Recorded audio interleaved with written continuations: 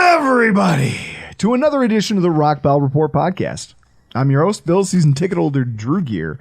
That's my producer, Chris Kruger. We got Eammon Azizi, Q42 Barbecue, here in the studio with us. And guys, I just want to say, I'm looking around the room. This is nice. Everybody has a glass in front of them. Like, listen, let's raise a toast. We fucking made it, right? We survived summertime. We survived draft season. We survived free agency. We made it here, right? Like, did it ever feel like, and maybe I'm just being crotchety, like a crotchety old man about this, but does it sometimes feel like the NFL season drags? Yes. Like, there's no hesitation. Yeah. Yes.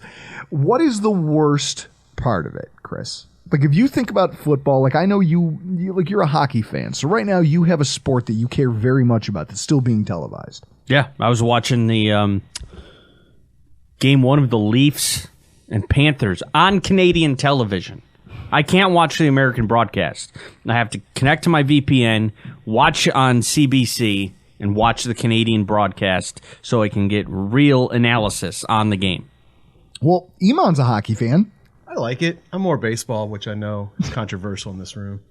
Baseball is highly divisive. Hey, just on his end, I'm going to the Indians and Braves game on July 3rd. You're also going to hell. That doesn't mean I'm jealous of you. Like, don't say it like that. like that's not much of a brag. No, what I love is that Iman's a hockey fan specifically because of the beta bets. Oh, yeah. I love betting on hockey. See, he may not know the sport, folks, but he's enough of a degenerate gambler that he's willing to roll $1 on someone to be an anytime scorer. Dylan Dube. I love I bet on Dylan Dube every Calgary Flames game. It's the best. I love he goes, oh yeah, this guy. I go, who the fuck is that? He goes, I don't know. But every time he hits, it gets me like 20 more bets. That's right. 20 more. I never put more than about $1 down. I just love first-time scorer or anytime scorer packages. Now, here's a question. Is it because you like the value, or is it because it gives you a reason to have an extra cocktail and stay up and watch the game? Instant gratification or loss. Okay. So I don't have to sit and wait and like sweat a 4-3 score. All I got to see is if Tage Thompson scores first or Dylan Dube comes through for me. So I'll straddle it. It's like Dylan Dube first or Dylan Dube anytime, so I can just kind of just keep my eye for that DD to show up in the score. Chris, this is what I love. He puts all this thought into the strategy of the gambling. Now, you're a gambler. Yeah, I generally only bet on college football. Okay. So he's got a strategy. What's your max bet? Me? Yeah. $2. $2. He has coined the phrase beta bets. That's right. Beta bets for the win. I'm 500 up. He is nickel and diming his way to like one really expensive steak dinner. Can you trademark that? Beta bets? I would like to. We should look into copy. Yeah. Hey, listen, assholes, if you're listening to this, if you beat us to the punch, we'll come to your house like Jay and Silent Bob. All right? One of my best wins was next play is get on base by error. 50 cents, I won $71. The second baseman botched the ground ball. That's the most absurd thing I've ever heard. And this is where I bet you DraftKings, what's the other one? FanDuel. These places are probably making a mint because there's a million bored people out there, just like you guys, sitting around going, well, fuck, there's no football on. I don't really know or care about this sport, but I'll roll a couple shekels. Yep. And we'll see what happens. And they just clean up. What do the dorks in Silicon Valley call it? Microtransactions. Microtransactions. They're microtransacting their way to a small fortune. That's right. Guys like you, keep. Are we not going to get to you? And what the fuck you're wearing? Oh, this is your fault, dickhead. Let me tell you something. You look like Ariel Castro's attorney. Damn. Oh, I thought you were going to go for used boat salesman, but I'll take that. I will. No, you that. Look like Ariel Castro's attorney. I went to work and got headshots done today, and this guy starts talking trash. I said, you know what? I'm classy. You want to see how classy? I'm about to do a podcast in a suit coat. Suck it, Chris. Oh, this is all your fault. So this is the thing, though. We're here talking about football in the end of the football off season. Like, it's the start of the football off season. Realistically, I mean, there's still football topics to talk about. You know, we can get into a few of them real quick, but I mean, Chris, Poona Ford. Heard of him. Touched on it with Nate Geary. The Bills sign him right after, as soon as that window closes for signings to be held against you for compensatory picks. And they bring in a D-tackle everyone liked, right? Here's what I think is interesting about the signing. Now, if you want technical info, go listen to Cover One. Go listen to Joe Marino. Here's what I want to talk about. Poona Ford is this really effective, highly effective one-tech defensive tackle in the NFL. He is 5'11", 330-something pounds. Yeah, I was here. Tasker, your favorite linebacker, was calling him a cinder block. Okay. Today. I, once upon a time, was 5'11", 348 pounds. Yeah, Poona Ford's 311. 5'11", you mean? Oh, 311? No, 311 weight Okay. per Google. So go Google a picture. For those of you listening, go Google a picture of Poona Ford. Now imagine your boy Drew Gear. You know, obviously I didn't look quite as dapper as I do right now. You know, imagine what I looked like at 5'11", because there's muscle involved in that 311. Imagine what I looked like at 5'11", 348 pounds with almost the same wingspan. With 40s taped to your hand. Yes, that actually there is a photo out there that exists. Yes, that's a thing. It's in fact that might be one of the few triple chin photos that does exist of me. I don't know. I can't get a lot of them on Facebook. No, because they didn't exist. I was like Sasquatch. You couldn't get me on film because even though I didn't care that I was fat enough to die at any second, I knew it, and I wasn't going to let you catch that. Like, or it's your college friends that I'm not friends with on Facebook. So based on them uploading photos of your fat ass, we can't see them because I'm not friends with them. That's probably so. Poona Ford is just interesting from that perspective to me because I look at that and I go, how? Like, what if things went a little bit differently for me? Like, what if I was more like with that build, but I was more disciplined? Mm-hmm. And they were like, "Hey, Drew, if you really just trained hard." Wasn't that Cortez Kennedy, basically? Yeah. He's kind of... That's a callback. Wow. Look at you, Iman. Only older people would know that reference. Right now, Terry White's like, what? Who? A Cortez. Isn't he the guy who... Wasn't he a conquistador? Terry White would know who that is. Well, he was just a... You always say, like, what was it? Cody Ford was just big to be big. Like, there was nothing to it. And, like, Cortez Kennedy was one of the first huge guys who was an athlete to kind of perform. But he was just big and fat. Yeah. Yeah, there's that. Then there was Ted Washington and all those guys. There he is. 6'3", 305. See, that Cortez Kennedy. That was before all the GNC protein powders and stuff. I was going to say before steroids really got introduced into our food, before they really ramped that up. That's when fast food was okay for athletes. So, like, but it's good that you couldn't get the D-Tech, the one-tech D-man you wanted in the draft. You got him afterwards, and it didn't penalize you. And I'm not going to lie. Looking back at it, is this a hot take? Poona Ford, that addition to this football team, now knowing you have two legitimate high-end one-technique D-tackles, almost makes them the most impactful things that happened to the Bills in the last week. Like, I get the draft is important, but these are 20-something-year-old kids who you're just projecting. I know that guy's good at football. So I don't have to split hairs about what his value might be or postulate about where they might play him. I know that guy's good, and he's going to do the thing he's good at in my defense. I agree with you. Chris, Poona Ford trumps the whole idea of a draft class. True or false? I'm going to go false. Just because I like the upside of the draft. And the fact, I mean, if you want to, you can go listen to me boast about it on the draft recap with Nate Geary. But, I mean, I did get the Cyrus Torrance pick correct. Just not the right round. What were the odds on that? Yeah, what are the odds on that? He wants to know if he can beta bet it. Oh, I That's no like idea. a 7,500 to 1. Chris, you need to start running these things by Iman so he can throw a buck or two on it. I don't know. I just know I did better at my mock draft than Mel Kiper.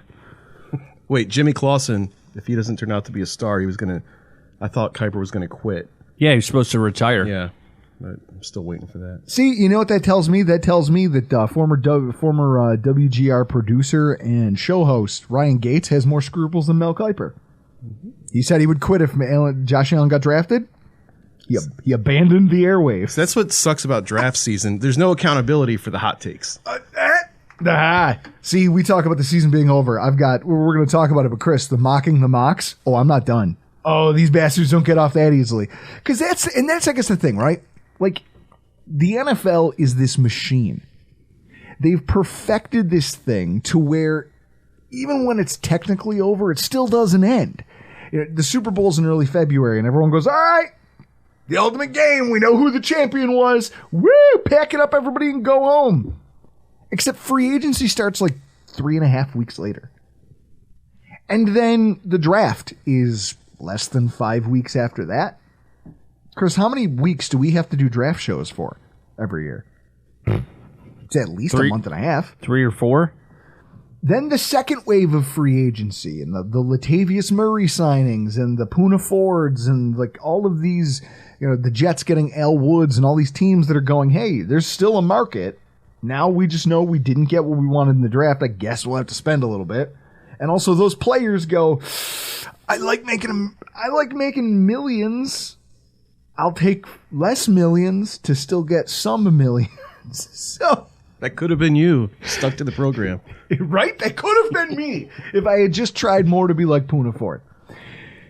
And then the schedule release comes out like a week or two. Like they've found the perfect way to stagger all of this. And when you think about what that means, like in a global sense for the year, like take the annual calendar and what that means in terms of the time that we spend consuming the game of football, whether it's the actual games, whether it's the content, whether it's the draft and all the training camp. June is the only month.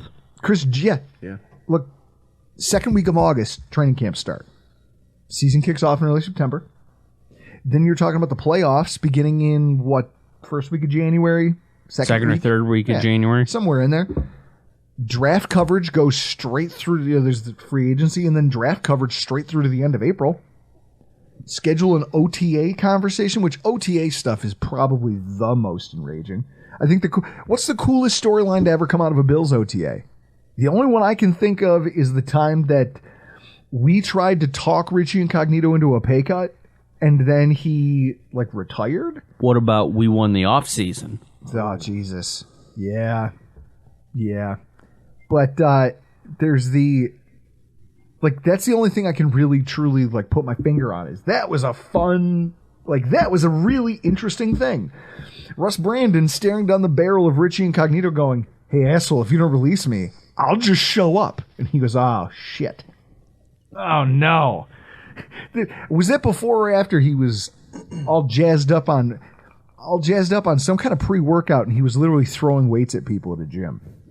Sounds about right. The cops got called. They were like, what are you on? He's like, Shroom Tech and this kind of thing. And they're like, oh, so it's not drugs. You're just an asshole all the time. Yeah. I never saw him out and about in St. Louis. He was there a long time, but he wasn't a guy I heard about at the bars. I don't know where he hung out. This is what I love about Iman, having that St. Louis connection. So Richie Incognito playing for that team, for the Rams, like, did people like him when he played there? They did until there was one game he threw his helmet up into the stands when he got ejected. And then the next week he was on the Bills roster. Yeah. He was on the Bills roster the very next week. I was watching the Rams game when it happened. Oh, okay. So he was drafted by the Rams in 2006. Is that right? Yep. Yeah. Was he a first rounder? No. I was going to say. No. Click the drop down there. Third round. Yeah, I knew it was high because he was like on the news and stuff. Oh, so because of his name and all that. And apart from the shootings and things like that, that was something for the local news to cover. A guy named Incognito was a lighthearted story. See, guys, this is Iman truly is. We're going to dig into it here eventually tonight, but Iman is the world's most interesting man. Like, the guy from the Dos Equis commercial has nothing on Iman, and he's lived a colorful life. That guy he needs to drink whiskey instead of beer. That's too much beer. It's too much beer? Yeah. Dos Equis is shit. Dos Equis is a terrible beer. It's a beer everyone drinks this week. Oh my God, it's Cinco de Mayo. Yeah. Friday. What a terrible and we're still talking about football. What a terrible half Hispanic I am. Well, exactly. It's Cinco de Mayo, and we're still here talking about football. The NFL shield has spread over the annual calendar like a wet blanket. And realistically, 9.5 months out of the year, that's what we're left with. Like, sure, there's football stuff to talk about. There are some storylines here and there that might have a little bit of meat to them, but realistically, like, how much of our year can this thing consume? I was telling Bridget watching the draft, I'm like, back in my day, this would be, I'd have to get my Shout magazine to see who we took in the second day. Like, it just wasn't a thing. No one cared? No one cared about their 5th round pick. Do you guys, are you old enough, or like Chris, have you been paying attention to the NFL draft long enough, I should ask, because obviously you're older than me. The draft used to be, I can remember going and watching after a Saturday shift, working 8 to noon at a collection agency, and then going to the bar with a guy named Jim Eddy, who was a 63-year-old man doing collections professionally who had a 12-year-old son with a 29-year-old woman. Oh. Yeah. Yeah, Jim Eddy was a goer. He was a big partier. Him and Scarface would have gotten along. So me and Jim Eddy sitting at J.P. Fitzgerald's in Hamburg watching the first round of the draft, but it was a Saturday afternoon, and it was the year we drafted running back. Skittles. C.J. Spiller. No, running back with the Skittles. McGate? Marshawn Lynch. Marshawn Lynch. That happened on a Saturday afternoon. That's right. And so it wasn't that crazy long ago that the draft wasn't this massive 3-day spectacle. I would watch on Saturday because it was done over 2 days, Saturday, Sunday. It was yeah, Saturday, Sunday. They did like the first 2 rounds or 3 rounds together. Because we had pause in that one too. It was almost always rounds 1 through 3 were Saturday. And that's also what made the Brady Quinn fiasco so hilarious. Because he was stuck in there for a while.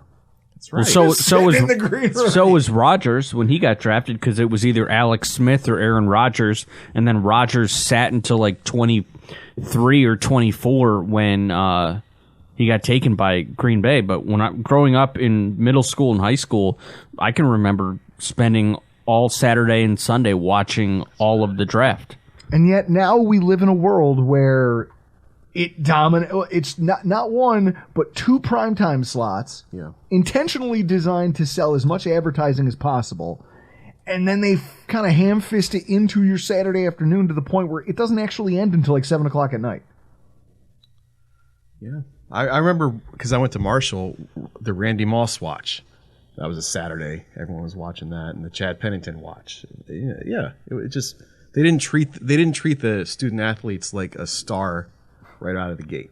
So that's been the thing. Now that's the production. But you saw, like, this was all sponsored by all these brands. Now they can give money to the guys. That's the whole shift. Jesus. Remember, E.J. Manuel had a stock or something. Remember that? Oh my God. See, this is what I love. Iman just remembers the craziest shit. Do you remember that, Chris? There was a brief period of time where E.J. Manuel and a bunch of other players invested in this thing, and it was supposed to be it was the first crypto. It was Bitcoin for NFL players. NFTs. It was the first NFT. It was a football player saying, hey, you can buy stock in me. And I go, well, what the fuck does that mean? They go, I don't know, but sign up for this platform and pay us some money. Yep. What do you mean I can buy stock in you? Yeah, because that's not how this works. When EJ won that Carolina game week 2 or whatever, there was all these dudes on the radio pumping that stock. That's what I remember on ESPN radio. Chris, can you please Google that? Can you give it a Goog and just find out E.J. Manuel selling stock in himself? It was maybe an ETF or something. No, well, the whole idea was that they were like, well, we have a platform that would allow you to bet on players. And I go, okay, but who am I? How does this work? This isn't a casino. What's the value? What's the value? What is your value? And they go, just trust us. Give us some money. Like, it's an NFT. That's exactly what, as far as I'm concerned, that's what NFTs are. And I know that there's some dork out there listening to this podcast right now who's going, well, actually, that's not what an NFT is, because the NFT involves blockchain technology. Block this, all right? This right here. I know it doesn't involve the Bills, But this, like, with the draft being over, it's part of my favorite what could have been draft scenario from our favorite team, the Oakland Raiders. Oh, boy. Look at this. Who do they draft? This is the 2004 draft. What does that say? Who'd they take?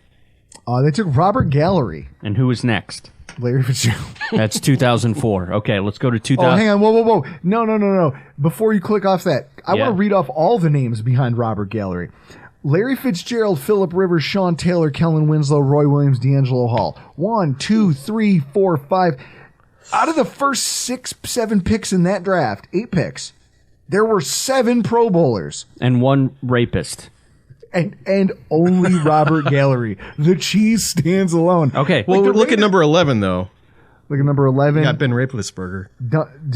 Yeah. And then Dunta Robinson, All right, who I remember I thought was going to be good. Let's finish this this project here. Okay, so we just saw Robert Gallery. Then the next pick was Larry Fitzgerald. That's 04. Let's go to 2005. Let me scroll up here. This it gets better. It gets better. You tell me who Oakland drafted. See Oakland, 23rd overall. Who'd they take? Fabian Washington. And who was next? Aaron Rodgers. All right. So back-to-back drafts. Oakland could have had Larry Fitzgerald and Aaron Rodgers. Okay, now that's 04, 05. Now let's go to 07. Let's go to 2007. Ooh. Who could have they had? They took Jawalrus Russell, and they could have had Kelvin Johnson. So you could have had on the Oakland Raiders Larry Fitzgerald, Calvin Johnson, and Aaron Rodgers. Would they have done well there, though? I don't know. I don't give a fuck. I think you're too talented to be that bad. I don't think so. Look at, that's my favorite draft day stuff. Wow. See, and this is how you know we are the pettiest podcast. We're not even happy for our own team's success. We just enjoy tearing down other franchises because it's fun. We're like, hey, Raiders fans. Who'd we take in this one in 07? Did we have a pick in 07? Lynch, okay. That was what it goes back to what Drew was talking about, being at J.P. Fitzgerald's. No, and I remember being upset because Adrian Peterson went early that round, and I was like, I knew we were going to draft a running back that year, so I kind of knew we were stuck with Lynch. So I wasn't furious about it, but then you look at the way their careers went, you go, Adrian Peterson could have broken the drought so fast. Yeah. Like Adrian Peterson on all those 8-8, 6-10 Bills teams, you could have won 3 more games with an Adrian Peterson. Well, the benefit to drafting Lynch was that the Buffalo market for Applebee's shot up to number 1. It's the ambiance. The ambiance. But that's the only thing fun about draft to me is to look back at it. I have no care in the world about leading up to it. And I've got to say, I think, like, I'll say this. The players on the Bills roster talked about how at the end of the season there was just an emotional drain. They just had nothing left. And they came in very flat to a very important football game and put us all in a very bad place as fans in the process. Mm-hmm. And I think that I, as a byproduct of that, carried a lot of that same malaise into this offseason because I can't think of a draft I gave a shit less about. Yep. I can't. And I've always been kind of draft agnostic. Like, I always look at this and go, but it's just years of me getting excited about something and going, this is going to be the time. This is going to be the one time this thing doesn't suck for me. And it always sucked. It always sucked for me. Always. It was always bad. Chris, the Doug Whaley draft, 3 off-the-bus starters. That was our first year of podcasting. Yeah, how'd that fucking work out?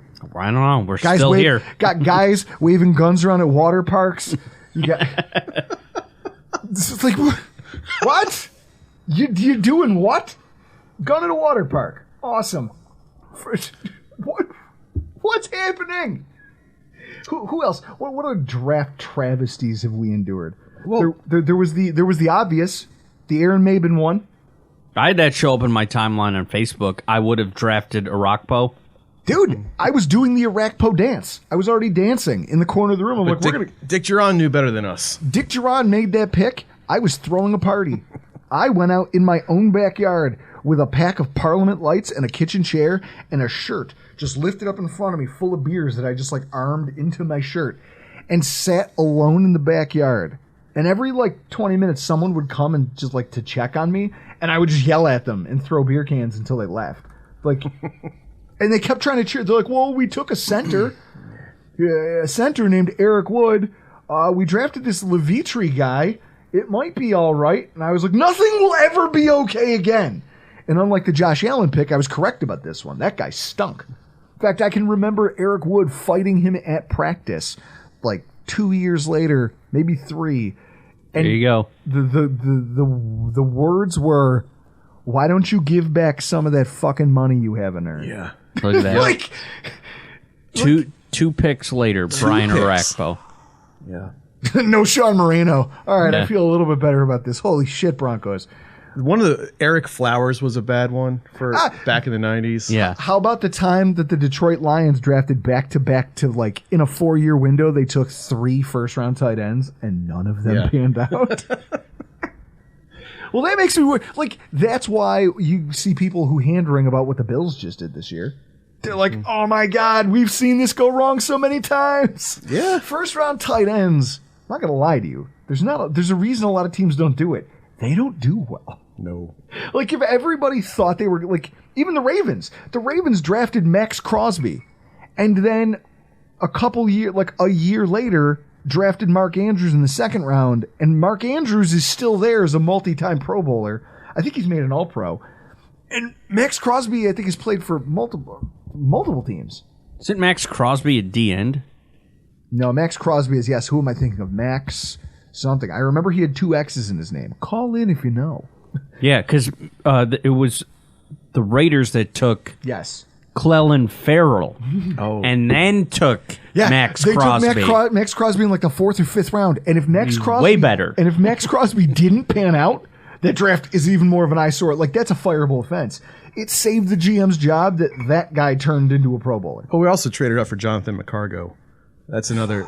That's like see, guys, this is why draft talk, it's fucking depressing. Can we move on? Yes, I was going to say, all it does, see, this is why it's fun, but it's because we're bad people. There's something wrong with us. We got Iman bringing up McCargo and Eric Flowers. Yeah. We enjoy... There is Iman, there is a clip of this show. This is probably before you knew that we existed, but I had brought up the name Eric Flowers, and Drew thought it was the tackle for the Giants. I thought he was talking about that Flowers. Yeah. And then when I figured out what he was talking about, there was an outburst. I was like, you don't dare bring that up in front of me. It was similar to the Tasker thing. It's like, how did you not know we had this horrible football player? The Tasker thing might be the funniest accidental bit that's ever come up during the show. If only because Steve Tasker, after a certain amount of time on Twitter, had to acknowledge, what's happening here? Why are dozens of people tweeting at me today about being a linebacker? Yeah. he had no choice but to investigate it. It's like, shit. And then someone drops a clip of it. It's like, oh, that's great. Thanks. You guys are great. You're the best fan base ever. What more could a guy ask for? But I think, here's the thing, Chris. I think when you live in a place, right, depending on where you live, you maybe don't care as much about NFL football, or at least you don't let it consume as much of your life as we let it. But it's because we live in a city where our winters are so damn long and just, Well, there's also people that listen to this podcast during the season specifically, and then tune out because they other. Well, but also here's the other thing. They go, well, it's the off season. I have shit to do with my life. Unfortunately, it's May and it's still 40 degrees here in Buffalo. One more day. That's what everyone keeps telling me, and I don't believe it. That's what Maria told me. Your girlfriend Maria? Yeah. Jesus. Listen, make a move, Azizi. So this is what I'll say. If I lived... I'd really miss the NFL, right? For those 2 months, month and a half, 2 months where it winds down and stops dominating the sports conversation and landscape and all of my free time. If I didn't live in a place where just this year proved it, the weather itself is actively trying to kill us sometimes. Yeah. It's pretty rough. It's pretty rough. Yeah. So when you do get that, we live here in Buffalo, New York, and in late May and August, that's the good stuff. That's manna from heaven. It might be the thing that keeps me going for another year. Because otherwise, I now understand after this winter, the way the season ended, just maybe having 2 screaming kids in my house a lot of the time, I understand why there's places in Alaska where like the sun doesn't go down or doesn't come up for 24 hours at a time, whole days with no sunset. I know why they don't sell booze in those places. Like, I get it, because the depression might just eat you alive. Yeah.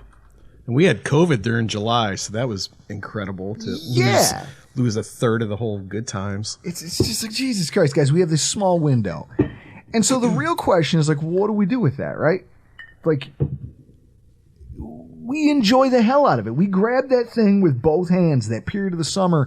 I will say I don't think about football again. Like I do. We do this podcast. We have a lot of football adjacent conversations. But Chris, how much research do you think I'm doing on football? Like there's sickos out there who are going to, and more power to them, who are going to sit down and break down the 90-man roster. And they're going to talk about position groups post-draft. And then they're going to talk about, in another week, they're going to regale you with stories about, well, these are our dark horses for training camp. I go, dude, that's in 2 months. That guy could get hit by a bus tomorrow. We all could. So go the fuck outside and enjoy some of the sun. It's all below the fold yahoo.com material. That's what it is.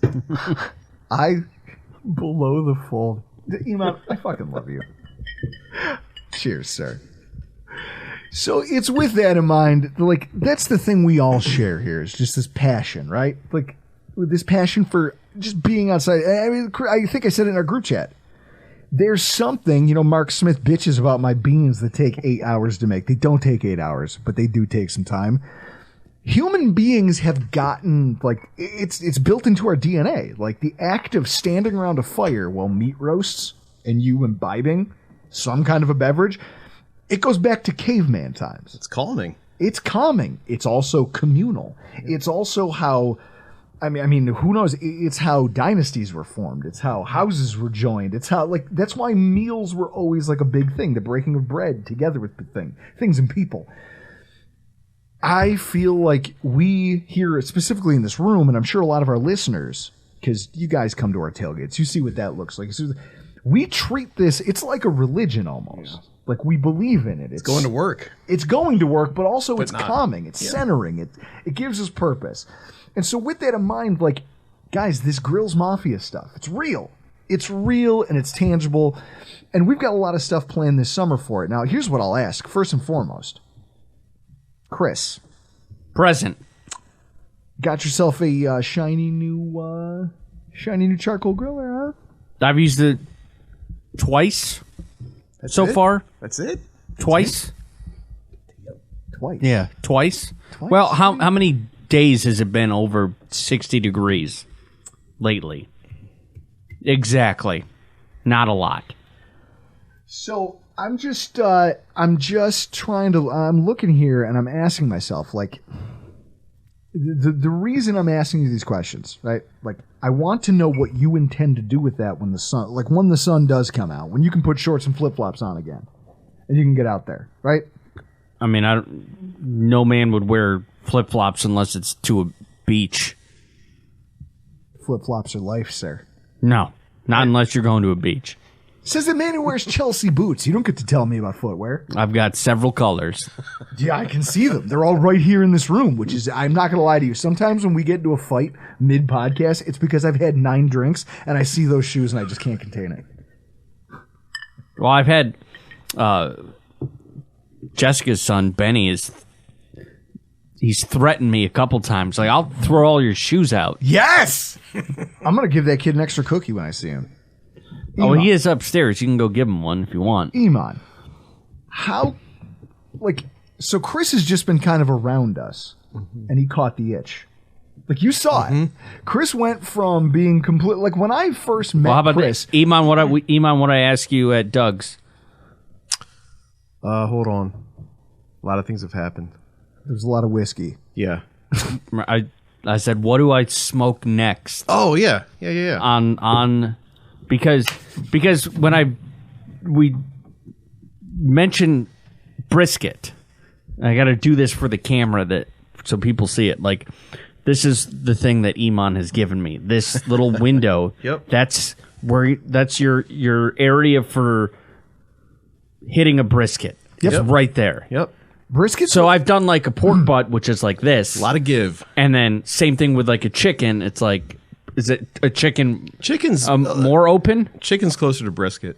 Really? Yeah. Okay, well, I've done 2 whole chickens in the... Well, you remember last year when we had that party? You've only done 2 whole chickens? Remember last year we did the party? Yeah. And I did 3 chickens, and I used Iman's rub on then one, made him do a taste and then test made like him he guess, didn't think and he got it wrong. Talked ourselves out of the right answer. Yeah. So this is the thing I look at, though. You take someone like Chris, who, when I met him, was the guy who would show up to a bar wearing a button-down shirt and a tie, but his shirt wasn't tucked in. Like, this is the guy, like fake class. Yeah. And then What I'm gonna do and then here? he started cutting his hair. And then he started cutting his hair and styling. I have not cut my hair in over a year. He started styling his hair. Now, Chris, we're going back to like the Brittany and Shannon days, the days when you and I met. That you were still married. I've always styled my hair. Well, I'll tell you this: you did a shit job of it when I first met you. You've gotten better. And I don't even like how my camera's got to be set up the way it is, but you're clearly getting my bad side. It'd be a lot better if the camera was over here, so you got my good side. Iman, there is no good side. So this is what I love. You went from a guy who cared about nothing and you were just some bum to now you're here. I mean, Chelsea boots aside, you've slowly but surely, just from hanging out, being around the tailgates, hanging out with Iman and I, you've gravitated towards grill life. And now it's there. Do you remember got the itch? May I ask you this? Do you remember how I acquired a smoker? Yeah, you started dating a girl, and she just happened to have one in her garage that her brother was like, "Hey, hang on to this for me," and then never came back. Yeah, so it's like Just never came back it's a for it. free smoker. So he was like, "Yeah, I got this thing in the garage. I might use it for something." That's how it starts. But you've started, and Chris, you're on your way. I'm not gonna lie, your chicken was good. Yeah. You'll get better, and I like the fact that you've branched out into charcoal grilling. I like the fact Completely different animal. I mean, from the 2 times I've used it, but I'm sure I'll use it more as the summer comes along. But I mean, I asked Jessica maybe yesterday or a couple days ago, like, because Cinco de Mayo is on a Friday, like, do you want me to get a pork butt, smoke it, pork tacos? You know, what do you want to do? I still haven't gotten an answer from her if she wants me to go get a pork butt so I can smoke it all day on Friday. This is what I'll say. Iman, I think the beauty of this is that he's picked up the itch, right? Yep. Like I like to call it pork butt fever. Like, you caught it, and now you're done. You're going to be one of us. And slowly but surely you'll get dragged into... I still have to write down the steps for it. Yep, that's where it starts. You start documenting, and then you start taking notes, and soon enough, you become a dork about this too, like Iman and I are. Yep. So we're here talking about like all this Grills Mafia stuff, and out of that, like, because there's other people out there, like-minded individuals like us, who do these things, diehard Bills fans, but also like we all take this very small window with no football, and we grab it with both hands and try to grill the shit out of everything we can in that period of time. Now, you, Iman, you're an entrepreneur. Yeah.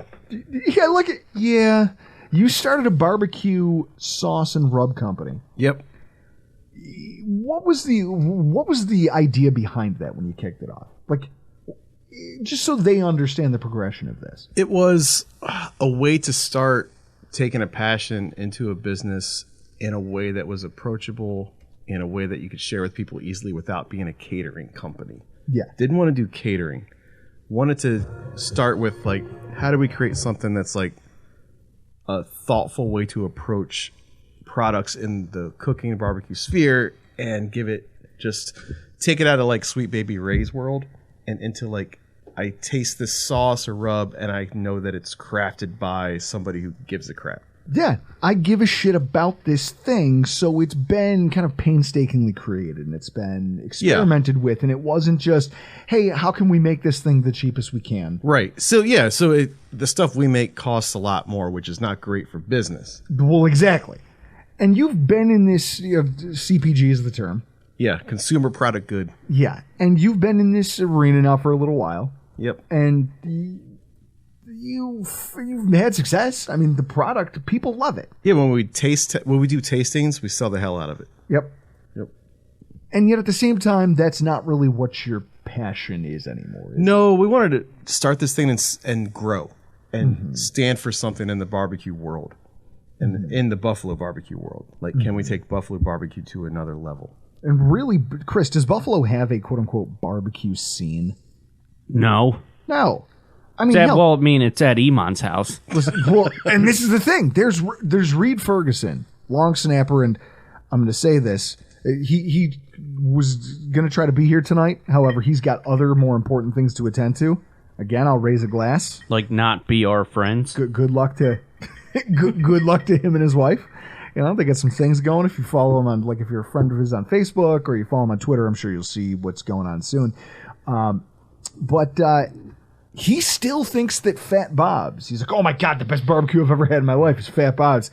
And I go, every time I go there, it's painfully mediocre. It's okay. It's all right. It's okay. They make it in mass, and they got that's what they're doing. That's their business. So it's one of these things. So Iman, like when you met me, like I remember reaching out to you on Twitter, and this is how it started. It was me asking you for help, saying, hey, look, I think I have a concept here, but I'm doing a poor job of it. Can you come here and show me how to grill chicken wings? Yeah. And you said, hey, I'll stop by the tailgate. And you came in, and I saw your Instagram stuff. I saw your Twitter stuff. And you and your wife and your friends from out of town showed up. And you were like, well, we're only going to stop by for a few minutes. And you ended up staying for like an hour and a half. Yep. And then the second time you were like, okay, I'm going to come and I'll show you, but also I'm going to bring a backpack full of stuff and my friends and some beer. And then you just didn't leave. Yep. And then a week later, you were just tailgating with us. Yep. And that was, 3 years ago? Yep. And now, like, you were nice enough to host my birthday at your home. Mm-hmm. Like, our families have gotten closer. I feel like I've gotten better at this thing that we're doing, this cooking thing, just from being around you. The same way Chris has now caught the fever and has also gotten better at being around us and watching this thing happen. Is that kind of what you envisioned out of this foray into Q42? Like, yes. You want to take the spirit of what it is you know and what you have the skill to create, but also bring other people into it, because realistically, throughout human history, this has been a communal thing. Exactly. Yeah, I've always kind of been flying solo on this stuff or working with a mentor on this stuff. So, like, we're going to get into this, but it's like you're one of the first people I've met who is just as big of a nerd about this stuff as I can be. And it's like being nerdy and competitive. It's that blend of I want to do better than everybody else, but I also just love doing this. I just love this. Yeah. And it's also the act of sharing it. Yep. Like, that's what makes it special, is the act of, like, I can do this thing, but I don't just want to do it quietly by myself, because otherwise what good is it? And if it's not good enough, I'll chuck it into the pricker bush, which I've done. Like the beans? Yeah.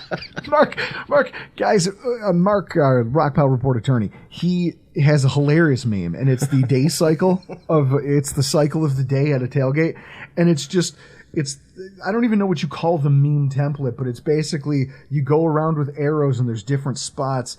And he talks about how it's like, arrive at tailgate and it's like 6 a.m., get here, Drew's drunk. Get here, 11 a.m., Drew starts cooking his beans. 11:50 a.m., Drew throws them into the bushes. Drew throws them into the bushes because they're not finished or nobody's eating them, and it doesn't matter. It's time to go. I don't think I'm quite that bad, but yes. There's a lot of things we try to accomplish because we're ambitious. Yeah. It's because we're ambitious and there's things we want to try, and we use the tailgate as kind of an extension of what we know, and it's a testing ground. Yeah, like one of those first night games, I tried to cook a brisket, and I did pretty good. I just didn't have enough rest time. Mm-hmm. Packer game? Yeah, that was the one. Yep. I needed one more hour because that brisket was a little stubborn, because Bill Semmelbar gave it to me, and it was a giant, like 16-pounder. And you knew. Yeah. But because you're nuanced in this, like someone like Chris, he talks about his margin for error is that big. Yeah. If you have a bigger brisket, it means the cow is older. Yeah. In that case, the meat's tougher. which means it's going to take longer to cook, but now you're risking it not being flexible. There's a lot of problems. It's this kind of stuff. Iman and I developing a friendship over this. He was nice enough to extend the invitation to me. I'm going to be partnering up with you guys as part of Q42 Barbecue. Chris, I didn't even tell you that. No, you know who told me that? Who? Jessica. Jessica, of course, Jessica. Because your wife and my girlfriend talk, so I get information about you from their conversations. So I know about how it. It should happen. Now for people that, Drew, now part of Q42, people are going to hear this and they're going to, oh, God. Drew's a part of Q42. What's his title? Director of Communication. That is your official title with Q42. I was going to ask. I'm like, guys, here's the thing. Here's what I love about being asked to join what he and his wife have built and try to help grow it in some different directions, right? Like, because realistically, one of the conversations Iman and I had a couple months ago was you can't compete with. There's all these sauce being sold for a reason. Yep. Somebody is paying $1.15 for barbecue sauce, and you're not going to put your product on a shelf next to that and compete. It doesn't survive. There will still be people who care enough to buy your sauces and who care enough to buy your rubs, but realistically, how much are you willing to go to war? Do you want to try to seek out the capitalization, or do you want to continue? Because that's work. It stops being a passion project and a thing you're doing because you believe in it, and it starts becoming, I don't know. You'd have to give up everything we tried to build it upon. Yes. To make it competitive. The spirit of it is what's important to you. Yep. And when I saw that you had principles about it, I was like, okay, he's actually loves this thing enough that he's willing to suffer for it a little bit, in which case, you know what? I'm in. Yeah. This is a great thing to get behind. Because I've never had an outlet for that before until I met you. Mm-hmm. I like the fact that you and I are doing our first steak competition. That's right. First SCA competition in Erie, PA. Chris, you didn't make the party, but I'll tell you what, those steaks, the pictures you saw, how legit did those things look? They look pretty good. Let me tell you why I didn't make that party. Why would I want to work 12 hours on a Saturday and then see you? Simple as that. So here's what I like. As part of this collaboration and this kind of joining of forces we're doing here, there's going to be a lot more collaboration between Q42, our show, but then also just our own content creation. And I will say the only anxiety I've had about this thing so far is Bridget sent me an email and goes, let me know what you want your title to be, and we'll get business cards made. Yeah, like I said, director of communication, Drew Gear. But see, now here's the question: how often did we say that with? I mean, this is a little inside baseball, and I'll keep it as broad as I can. Remember, Reed had an issue with a couch. Oh my God. Yes. Yeah. That's where that comes from. Drew being director of communication. If there's an issue, Drew's going to handle it. Now, Iman. Yes. As you venture into partnership with Drew, let me tell you something that Drew's not good at. Constructive criticism. No, see, I can take constructive criticism from people I respect. That's the difference. If I respect you, I can take constructive criticism. No, if people that are watching this on YouTube just want to backtrack like 2.5 minutes and watch you not talk into the microphone, because that's where this conversation happens, is into the microphone. It's this, take that and put it into the world of Q42. I've told Drew since 2015 when we started doing this podcast, just conversation happens in the microphone. And then he's turning his mouth, talking to you like your best friends, not into the microphone. So just be aware of that as you go into this business partnership. I just keep telling him, like Joel Osteen, he needs to just get me a headset, and he refuses. This is his fault, really, as a producer. So I guess here's the question, Iman. Is director of communication too on the nose? Oh, we can't do that. I'm not going to do that. All right, that is a dickhead move. That's here we grow again material. Here we grow again. As a copywriter, doesn't some of that just grind you? Yeah. just gnaws at your soul a little bit. So, guys, here's the thing. So we're doing this thing together. We're competing, cooking competitively together. We're going to take this brand in a little bit of a different direction, and that's going to involve more of what we've already proven works with Chris, which is bringing people into this thing that we love. Teaching. Yep. Showing them like, hey, look, this is just what goes on. This is what we do, but you can produce a high-end result. I think we've seen it, and again, we're not here. You know, I've talked about a lot of times we don't subtweet. We don't, but out of respect, I'll say this. There are a lot of people who feel like they can show you some things, or they can show you, hey, look what I can do. You know, it literally is like the Mad TV sketch. Look what I can do. And they do a kickflip, and then they want to sell you a product. Yep. That's not what the concept here is. And that's what I was like, that's why I know that you're the right person to do a lot of this stuff that we're going to be lining up with, is that, like, it's more about, let me show you how you can do something actually tangible to you. You don't need to spend thousands. You're not the guy who's going to go buy Wagyu beef on Friday to try to impress your in-laws. No, I'm going to teach you how to take literally a chicken. That's it, just a whole chicken. Save a lot chicken. Save a lot chicken. Yeah. And you're going to make something that's high-end enough that you can impress your hopefully future in-laws. Yep. Like, that's the kind of stuff that I feel like is underserved. Yeah. It's the Weber grill or the Save-A-Lot grill or Big Lots grill. And generic charcoal, and how can you make the most of it? Well, and this is it. And it's that there's not enough of that out there. We, I think, live that. And so we're the perfect people to help. I kind of like where you're going with that. this. So, like, intermediate people, because you're talking about, oh, you want to impress your in-laws. This can go twofold. Drew and Iman, you can get someone that is trying to cook for their maybe future in-laws, or your there's a thing where you, parents, significant other, parents are meeting each other. Mm-hmm. You guys can handle the cooking part. I can handle the wardrobe part of it. Tell everybody what to wear. I literally, as he's saying that, I'm picturing Parks and Rec and what's his face, Aziz. Oh, Aziz Ansari. Yeah. Sorry, you're right here. We're not related, though. No, you're not related. Aziz Ansari and his stupid show from his store from Parks and Rec, where he's like, "Oh, you rent a swag." That'll be Chris's next gig. That'll be his side hustle. But no, it's going to be a lot of fun, and I think that part of that plays into what we're going to be lining up for the summer, which is now you put it together. I just showed up and we helped promote it on this platform, the Meetup event series. Well, we're going to be doing a couple more of those this summer. So for the people who showed up last year to our Grills Mafia Meetup, the idea, if you didn't, obviously those people know that it's a great time. Yeah. Parks, we pick places around Western New York that are easy to get to, and we invite people who consider themselves tailgate enthusiasts, who consider themselves fans of the Bills, and who maybe have kids, maybe have some. I want you to come out and experience what this is, because basically what we're going to give you is a dry run of a tailgate. It's just, we're going to make some high-end food out here on a grill the way we would at a tailgate. And we're going to show you how to do it if you want to show up and take notes, if you want to hang out, you want to pick our brains about stuff.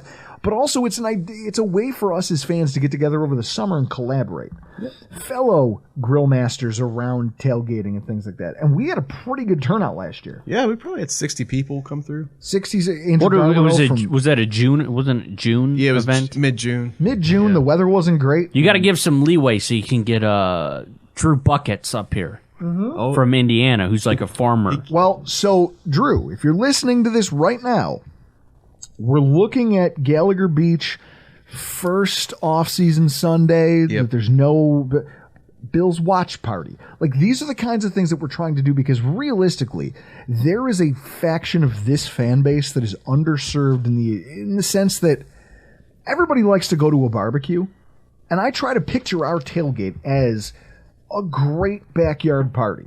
Yeah. I want to throw a party for a bunch of people, and if someone shows up that I don't know, it doesn't matter. I don't care.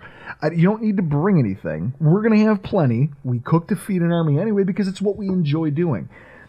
But I want them to get used to the idea that you can bring your children. You can bring older family members, because there's no table jumping. No one's getting lit on fire. There's no, borderline 20-something-year-olds with no shirts on. Like, this isn't happening here. and yet you can still have fun. Yeah. We invite people from that age group, and they have a blast. We're a vortex tailgate. People just people go, I'll stop by for a few minutes, and then they don't leave, and then they come back every week, and that's how this thing has organically grown, and that's kind of been the onus of what this whole thing is. Yeah, you grew Q42 from an idea into a sauce and rub company organically. Mm-hmm. You found marketing partners. You've organically, John Fina, so some of the other guys that you sell to. The fact that like you yourself had to be the boots on the ground. You were your own marketing department. Yep. So you grew it yourself organically. No paying to get ahead. Not trying any of these cheap. No lead gen marketing. No TV ads. And none of this fake ass influencer nonsense. No, I don't have that. And that's why you and I are friends. Yep. If any of I've had 2 influencers use our stuff. They just ordered it. Didn't ask for it. I didn't ask for it. And that's it. So it's one of those things where I know that you that's the spirit of something I want to be a part of. Mm-hmm. And that's I can't be happier about this. I'm thankful for you and Bridget for bringing me under the tent on this, and also I'm pumped, guys, on Twitter, between Q42, between us at the Rockpile Report. There's going to be an entire list of these events that we're going to put out over the course of the summer. Again, we'll obviously do more of this type of stuff. We'll have you in more often. We'll do some podcasts. We might even look into some content creation, because that's the idea, right? Yep. Content creation for Q42. Just get it all on Twitter at DadBodChef.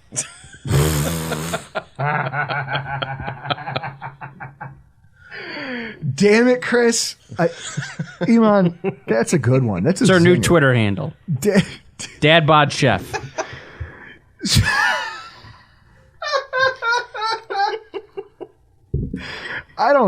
Guys, I love this. I love the opportunity, and that's too good of a joke not to end the pod on it.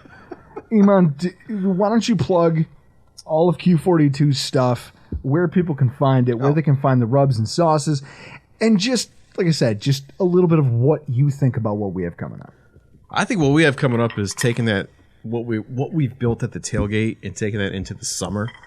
If you show up to these things, the people who show up to these things are always good people. It weeds out people who are just there for something else.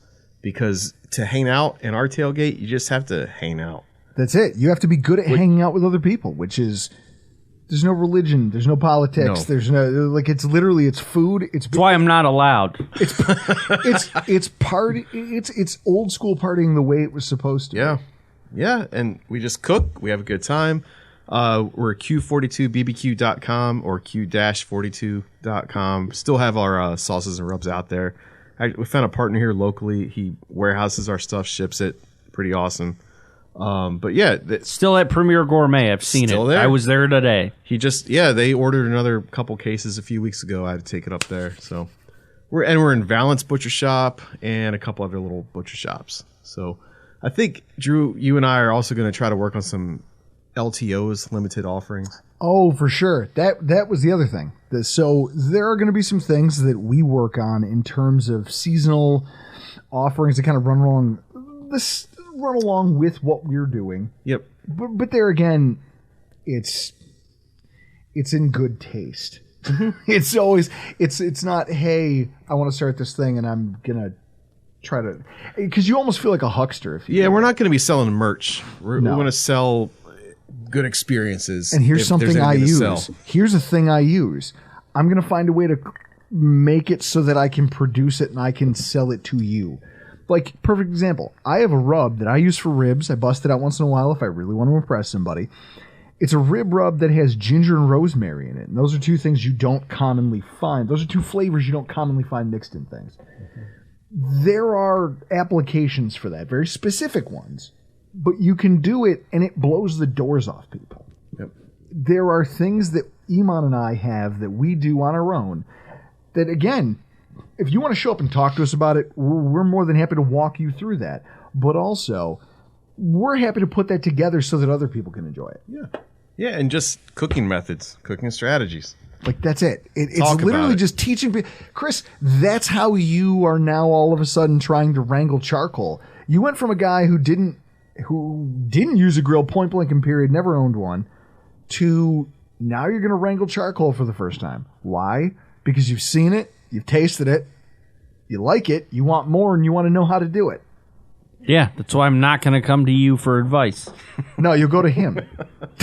He's a far more patient individual. But I also learned from you can't just cook twice in a 3-4 month period. Exactly. And You gotta push. You gotta push. And that's where, like, that's where I think that this friendship, I think it's where you and I really bonded. Mm-hmm. And I think that that's where this thing really has legs. And I think that that's what people who show up to these things will kind of get from that. And our first steak competition is going to be fun because I can't wait. I'm doing one, you're doing one, since we get to do two turn-ins. Now, Chris, Iman's a pretty laid-back guy. True or false? True. Iman, how angry would you be if I placed higher than you somehow? I wouldn't be angry at all. See? No No. ego in this. It's all about, because it's competition, but it's competition for the sake of... Yeah, we're working together on this stuff. If I was Iman, I would take that second place steak and slap you in the face with it. God. But we're working weekends. I'm teaching you kind of what they're looking for. So Yes. yeah, you win, we win. Exactly. And that's kind of my idea behind this, like, these Grills Mafia meetups. Like, once you scheduled that first one, I was like, this is the best. Because we had, restaurateurs from all over Buffalo. Yeah, Valentina. We had Buffalo News. Buffalo News came. Dan Freddy came from the Bill's Mafia house. Like, there was a lot of cooks there. We put out a smorgasbord of food. Nobody went home hungry. Yep. And people were blown away. They go, is this what a tailgate's like? It's like, yeah. Yeah. Bring your kids, bring your family. You know, like Nick and his kids from New Jersey. Nick, if you're listening to this, I promise you, you and your girls would have a blast. Take some time, come up from Jersey, hang out. It'll be worth your while. I encourage everybody to show up to these things. We'll have more press on it as the summer goes on. Yeah, these things are coming up fast, so we'll have them. Because we only have 2.5 months Yeah, the to spreadsheet- really squeeze everything. The spreadsheet is done from Bridget, so... But guys, for tonight, we got to get the hell out of here. I'm Drew Gear. That's Eammon Azizi. That's Chris Kruger. And this has been your Rockpile Report.